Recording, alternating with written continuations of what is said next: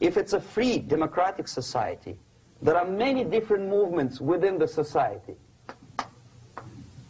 There are obviously, in every society, there are people who are against this society. They may be simple criminals, ideologically in disagreement with the state policy, conscientious enemies, simply psychotic personalities who are against anything. Right? All these movements will be directed in one direction, right?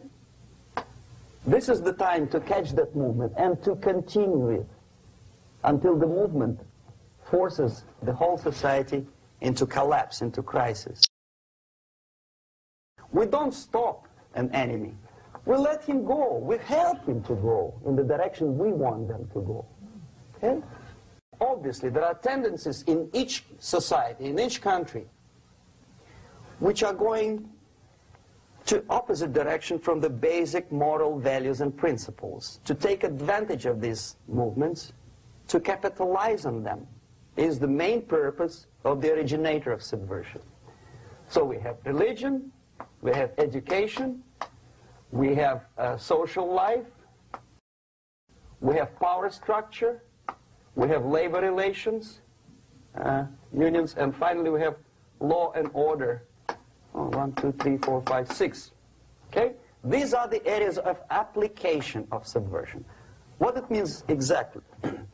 In case of religion, destroy it, ridicule it, replace it with various sects, cults, which bring people's attention, faith, whether it is naive, primitive, doesn't really matter.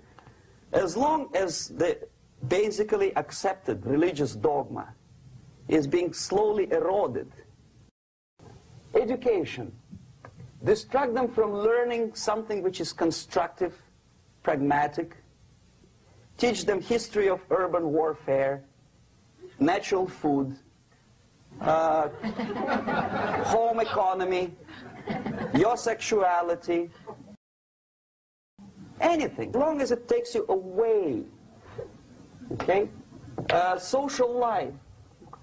Replace traditionally established institutions and organizations with fake organizations. Take away the initiative from people. Take away the responsibility. Power structure. Okay, the natural bodies of administration, which are traditionally either elected by people at large or appointed by elected leaders of society, are being actively substituted by artificial bodies. The bodies of people, groups of people, whom nobody elected. Never. As a matter of fact, most of the people don't like them at all, and yet they exist. Do not have neither qualification nor the will of people to keep them in power, and yet they do have power. Okay. Together with that, there is another process. Law enforcement, law and order organization and structure is being eroded. For the last 20, 25 years, if you see old movies and new movies, you can see that a policeman, an officer of the United States Army, looks dumb, angry, psychotic, paranoid.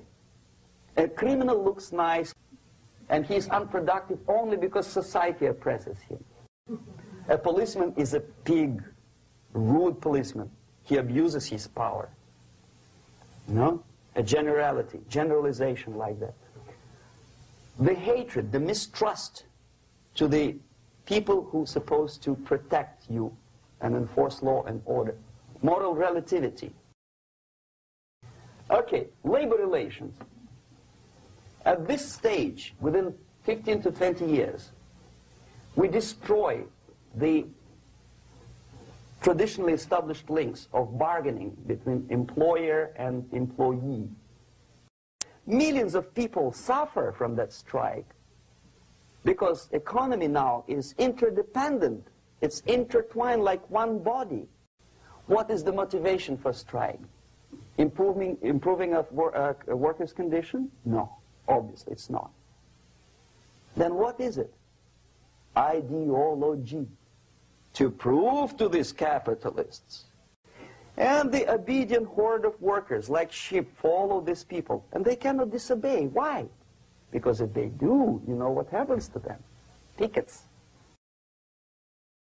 Whenever trade union strikes, we have influx of propaganda, mass media, ideological dissemination. The workers' right, and we repeat it like parrots. Yes, workers' right. To reverse this process, do not elect them to the seats of power, whether it is municipality level, state level, or federal level.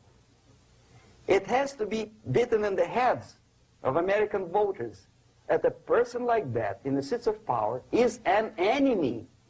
Do not be afraid of this word. It is an enemy. Strike with the power of spirit and moral superiority. If you don't have that power, it's high time to develop it. And that's the only answer.